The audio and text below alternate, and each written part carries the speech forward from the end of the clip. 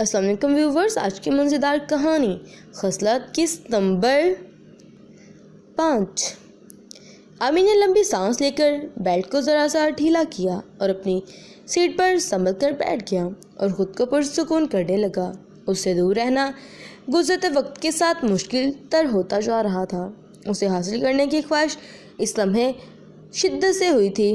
اس کی ریڑھ کی ہڈی تک میں پھریری سی دے اٹھ گئی۔ ضبط کرتے ہوئے اس نے گاڑی سٹارٹ کی اور باہر روڈ پر آ گیا۔ اس کی فرینڈ کا گھر 10 منٹ کے ڈرائیو پہ تھا۔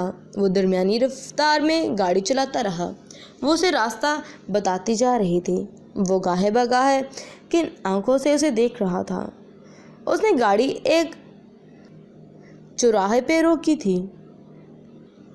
ٹریفک لائٹ سرخ تھی اور اسے سبز ہونے میں کچھ سیکنڈ لگ جانے تھے۔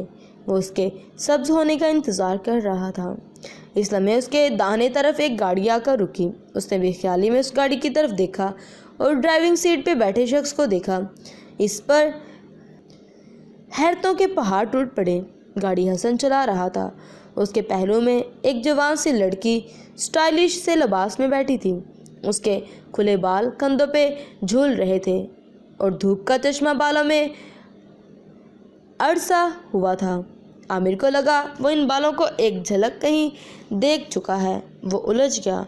حسن اسے اور فریحہ سے جھوٹ بولتا رہا تھا۔ وہ کراچی نہیں گیا تھا بلکہ شہر میں ایک ہی لڑکی کے ساتھ گھوم رہا تھا۔ اس حیرت اور اس غصے کے ساتھ الجھن بھی ہونے لگی۔ اس لمحے حسن نے بھی اپنی گاڑی پہچان لی اور فرنٹ سیٹ پر عامر کو فریحہ کے ساتھ بیٹھا ہوا دیکھ کر بے حد چونکا۔ نظر آنے لگا یوں جیسے وہ فٹافٹ وہاں سے بھاگ جانا چاہتا ہو۔ فریحہ بے خبری سے کھڑکی کے باہر دیکھتی رہی۔ اسے کچھ پتا نہیں تھا کہ اس کا شوہر جو اس کے ساتھ کراچی کا بول کر نکلا تھا، اسے چند ہی میٹر دور دوسری گاڑی میں ایک عورت کے ساتھ موجود ہے۔ اگر اسے معلوم ہو جاتا تو وہ کیا کرتی؟ عامر سوچنے لگا، شاید ہنگامہ کر دیتی یا رونے لگ جاتی، کچھ بھی کر سکتی تھی وہ۔ عامر نے خاموشی سے ہونٹ بھیج لیے۔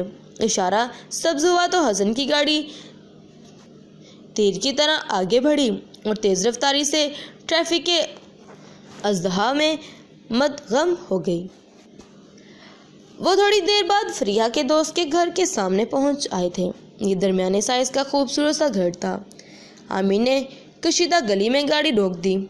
آپ بھی آئے نا اندر؟ وہ دروازے کے ہینڈل پہ ہاتھ رکھتے ہوئے بولی۔ نہیں، میرا جانا مناسب نہیں ہوگا، تم جاؤ، مجھے ٹائم بتا دو پھر تمہیں لینے آ جاؤں گا۔ 4 بجے تک آ جائیں آپ، وہ کلائی پہ بندھی نازک سی گھڑی کو دیکھتے ہوئے بولی۔ تو عامر نے تمہیں انداز میں سر ہلایا۔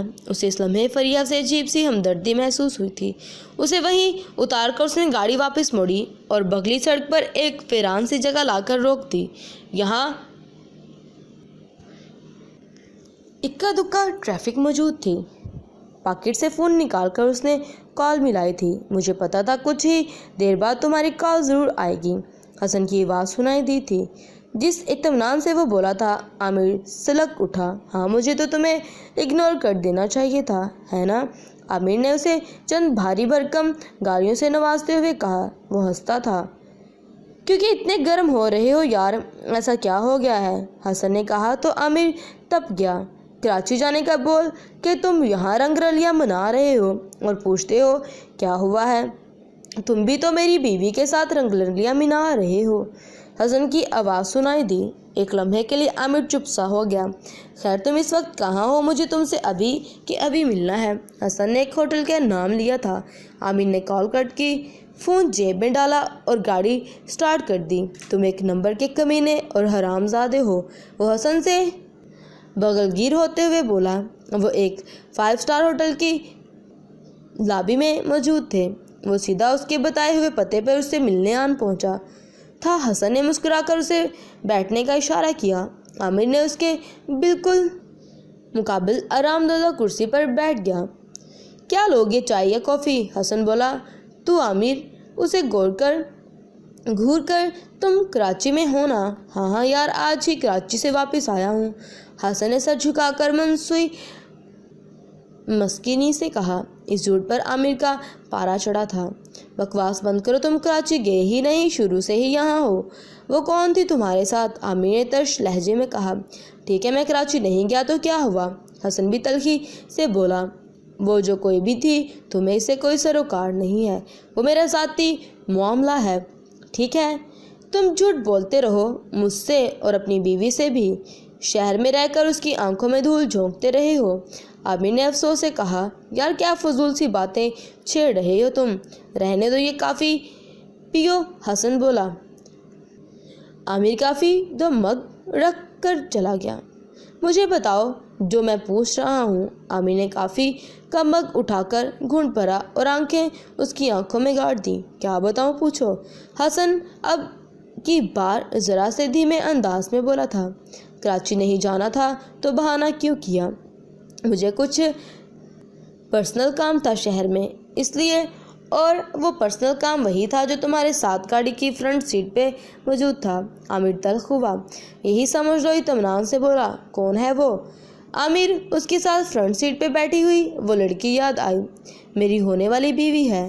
عامر کو لگا اسے سننے میں غلطی ہوئی۔ کیا کہا تم نے؟ وہی جو تم نے سنا، میری ہونے والی بیوی ہے، وہ جلد ہی اس سے شادی کر رہا ہے۔ اور فریحہ کا کیا ہوگا؟ مجھے کیا پتا، اپنے گھر ہی جائے گی۔ اس نے بے حسی سے کندھے اچکائے۔ ویسے بھی یہ شادی میری مرضی سے نہیں ہوئی، میں فریدہ کو 3 سال سے پسند کرتا ہوں، جب سے اسے دیکھا ہے، مگر ممی نے میری شادی فریحہ سے کرا دی اور یوں وہ میرے گلے میں پڑ گئی۔ مگر میں یہ زبردستی کا رشتہ اب اور نہیں نبھا سکتا۔ تو فریدہ سے شادی کب کرو گے؟ عامر تعصب سے اسے دیکھتے ہوئے بولا۔ وہ اپنے شوہر سے طلاق لے لے گی، پھر ہم دونوں شادی کر لیں گے۔ کیا بکواس کر رہے ہو؟ عامر اس کے انکشاف پہ حیران رہ گیا تھا۔ عامر میری بات سنو۔ حسن ٹیبل پہ کوہنیاں ٹکا کر آگے کی طرف جھک آیا۔ میں ابھی شادی شدہ ہوں اور وہ بھی شادی شدہ ہے، اور اپنے شوہر سے طلاق لے گی اور میں فریحہ کو طلاق دوں گا، پھر ہم دونوں شادی کریں گے۔ اس نے نہایت سکون سے ٹھہرے ہوئے انداز میں کہا تھا۔ اس سمے اس کے فون کی گھنٹی بجی تھی۔ اس نے اسکرین پہ نظر دوڑائی۔ مجھے جانا ہے، وہ بلا رہی ہے، حسن بولا۔ عامر نے اسے دیکھا، یقیناً وہ فریدہ کی بات کر رہا تھا۔ گھر کب آؤ گے؟ عامر نے پوچھا۔ کل یا پرسوں، حسن نے کہا۔ وہ اٹھا اور اس سے ہاتھ ملا کر وہ بیرونی دروازے کی طرف بڑھا۔ عامر اسے جاتے جاتے دیکھ رہا تھا۔ حسن سے مل کر وہ بری طرح الجھ گیا تھا۔ نہ جانے وہ کس کو گورکھ دھندے میں الجھا ہوا تھا۔ اس کا ہر لفظ عامر کے لیے ایک انکشاف تھا۔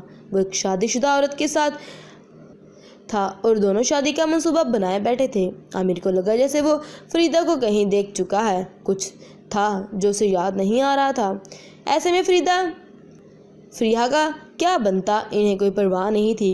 وہ اسے کچھ دیر پہلے عامر کے ساتھ گاڑی میں دیکھ چکا تھا، مگر اس نے کوئی رد عمل نہیں دکھایا تھا، نہ ہی اس نے پوچھا تھا کہ وہ کس کی بیوی کے ساتھ ایک گاڑی میں کہاں جا رہا تھا۔ شاید فریحہ کے حوالے سے وہ بے حس ہو چکا تھا۔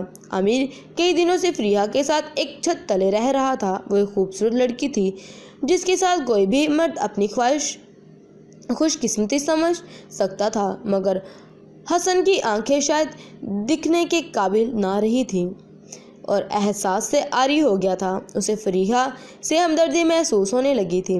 4 بجنے لگے تھے اور وہ کافی دیر سے سڑکیں ناپ رہا تھا۔ اس نے گاڑی کا رخ فریحہ کی فرینڈ کے گھر کی طرف کیا، اسے وہاں سے پک کر کے گھر لے آیا اور سارے راستے گاڑی میں خاموشی رہی اور وہ گاہے بگاہے اسے دیکھ لیتی تھی، جیسے اس کی خاموشی کا سبب جاننے کی کوشش کر رہی ہو۔ گھر آنے کے بعد وہ مصروف رہی تھی اور وہ اور بھی زیادہ دیر اپنے کمرے میں رہا۔ ڈنر دونوں نے ساتھ کیا اور ڈنر کے بعد عامر اپنے کمرے میں آ گیا۔ 10 بجنے لگے تھے۔ وہ سونے کے لیے لیٹ گیا تھا کہ دروازے پہ مدھم سی دستک سنائی دی۔ دروازہ ذرا سا کھل کر فریحہ نے اندر جھانکا تھا۔ میں اندر آ جاؤں، اس نے کہا۔ عامر نے اس بات میں سر ہلایا۔ میں تھوڑی دیر یہیں بیٹھ جاتی ہوں، اور وہ لجائی ہوئی سی بولی۔ مجھے نیند نہیں آ رہی اور ڈر بھی لگ رہا تھا، اور وہ پتلا سا ریشمی نائٹ گاؤن پہنے کمرے کے وسط میں کھڑی تھی، بال پونی کی قید میں کسمسا رہے تھے اور پلکیں آرزوں پہ لرز رہی تھی۔ گاؤن کی ڈوریوں سے اس نے لچکدار کمر کو تھام رکھا تھا۔ گاؤن کے نیچے اس نے کچھ نہیں پہن رکھا تھا جسے عامر نے محسوس کر لیا تھا۔ اس کا دل سینے کے پنجرے میں شدت سے مچل رہا تھا اور خون کی کنپٹیوں پہ ٹھوکر ماری۔ تم جاؤ اپنے روم میں، وہاں آتا ہوں، اس نے بھاری خمار آلودہ آواز میں کہا۔ وہ باہر نکلی تو عامر اٹھا اور تپتے ہوئے چہرے کے ساتھ اس کے کمرے کی طرف بڑھا۔ جاری ہے نیکسٹ ایپیسوڈ دیکھنے کے